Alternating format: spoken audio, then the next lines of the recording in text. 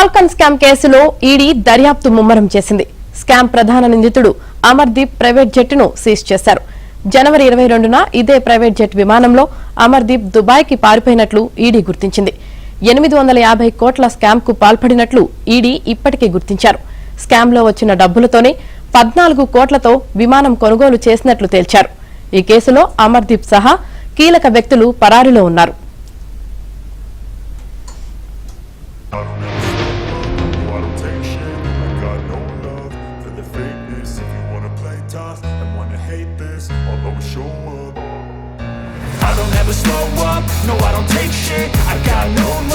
Falcon scam కేసులో ED దర్యాప్తు ముమ్మరం చేసింది. స్కామ్ ప్రధాన నిందితుడు అమర్దీప్ ప్రైవేట్ జెట్ ను సీజ్ చేశారు. ఇక దీనికి సంబంధించి పూర్తి సమాచారం మా క్రైమ్ కరెస్పాండెంట్ ప్రవీణ్ అందిస్తారు. ప్రవీణ్, ఫాల్కన్ స్కామ్ కేసుకు సంబంధించి ఒకవైపు ఈఓడబ్ల్యూ ఎకనామికల్ అఫెన్స్ వింగ్ అధికారులు ఒకవైపు విచారణ జరుపుతుంటే మరోవైపు ఈడీ కూడా రంగంలోకి దిగడం జరిగింది. ఫాల్కన్ కేసు ప్రధాన నిందితుడిగా ఉన్నటువంటి అమర్దీప్ కుమార్ కి చెందినటువంటి ప్రైవేట్ జెట్ విమానాన్ని ఈడీ అధికారులు సీజ్ చేశారు.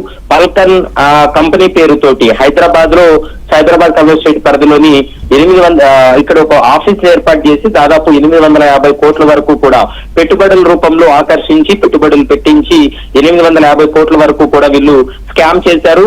అయితే ఉన్న ఫలంగా డబ్బులు తీసుకొని వీరంతా కూడా దుబాయ్ కు పారిపోయినటువంటి పరిస్థితి కనపడుతుంది. అమర్దీప్ కుమార్ ఇదే వాహనంలో ఇప్పుడు ప్రైవేట్ స్పైస్ జెట్ ఏదైతే ఉందో దాన్ని ఈడీ అధికారులు సీజ్ చేయడం జరిగింది.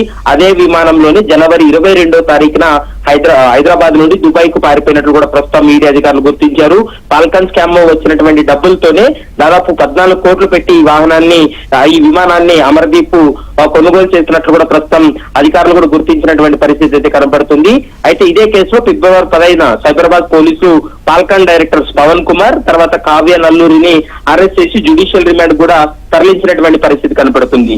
అయితే గత కొంతకాలంగా వీరిపైన నిఘా పెట్టినటువంటి అధికారులు ఎట్టకేలకు వారి విమానాన్ని అయితే మాత్రం ఈడీ అధికారులు సీజ్ చేశారు.